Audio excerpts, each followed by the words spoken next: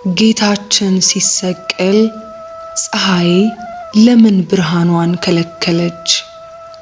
ጌታችንና መድኃኒታችን ኢየሱስ ክርስቶስ በተሰቀለ ጊዜ ከ6 ሰዓት እስከ 9 ሰዓት በምድር ላይ ጨለማ የሆነው ለምንድነው ብለህ ትጠይቀኝ ይሆናል።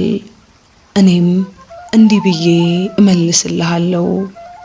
ፀሐይ ብርሃኗን የከለከለችው፣ ጨረቃ ደም የለበሰችው፣ ከዋክብትም የረገፉት አይሁድ አስቀድመው ከአንተ ምልክት ልናይ እንወዳለን ባሉት ጊዜ አመፀኛይቱና አመንዝራይቱ ትውልድ ምልክትን ትሻለች። ምልክት ግን ከነቢዩ ዮናስ በቀር አይሰጣትም ብሎ በነገራቸው መሰረት የስቅለቱን ወደ መቃብር የመውረዱንና የትንሣኤውን ምልክት ሊያሳያቸው ነው። ዳግመኛም በሌላ ጊዜ የስቅለቱን ነገር በተናገረ ጊዜ የሰው ልጅ ከፍ ከፍ ባደረጋችሁት ጊዜ እኔ እንደሆንኩ ያን ጊዜ ታውቃላችሁ ብሏቸው ነበር። ይኸውም እንዲህ ሲላቸው ነው። በሰቀላችሁኝ ጊዜ ድል እንደነሳችሁኝ ታስባላችሁ፣ ነገር ግን መለኮታዊ ኃይሌን ታውቃላችሁ።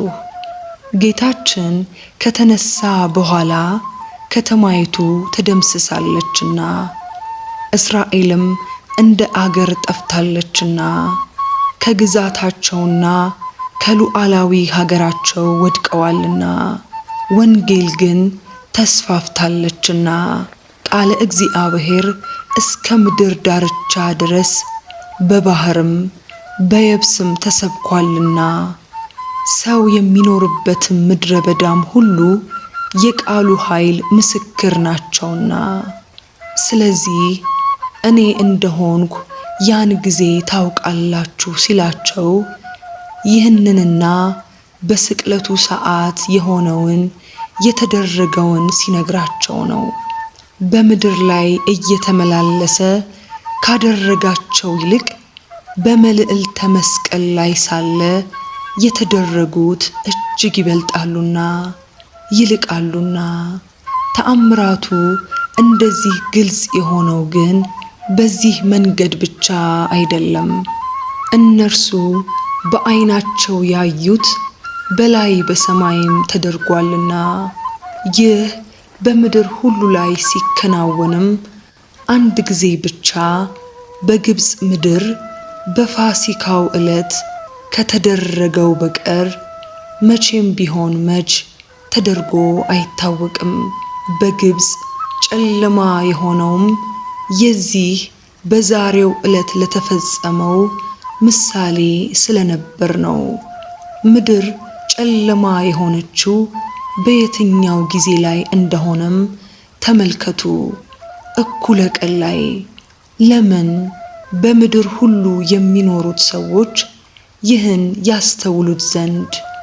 ስለዚህ አይሁድ ወደ አሚነ ክርስቶስ ይመለሱ ዘንድ ተአምራቱ እጅግ ታላቅ ከመሆኑም ባለፈ ጊዜውም ቀትር ላይ ሆነ።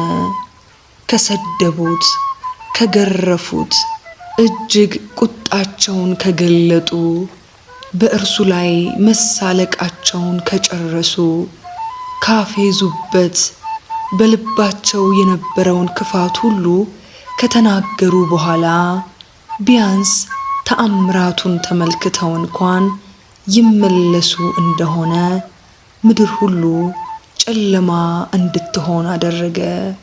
ከመስቀል ላይ ይውረድ እኛም እናምንበታለን ብለው ይናገሩ ነበርና ከመስቀሉ ከመውረድ በላይ ይህ እጅግ እጹብ ድንቅ ነበር።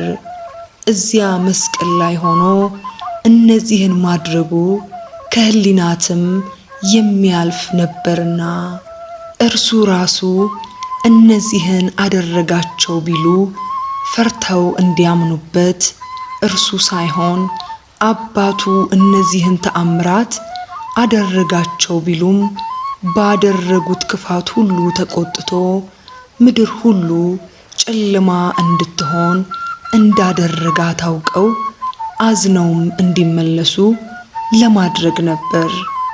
ምክንያቱም የተደረገው የፀሐይ ግርዶሽ አይደለም። እንዲመለሱ ለማድረግ ቢሆንም ቅሉ የተገለጠው የእግዚአብሔር ቁጣም ነው። የጨለማው ቆይታም ይህን የሚያስረዳ ነው። ምድር ሁሉ ጨለማ የሆነችው ለ3 ሰዓታት ነውና፣ ግርዶሽ ግን የሚቆየው ለተወሰኑ ደቂቃዎች ብቻ ነውና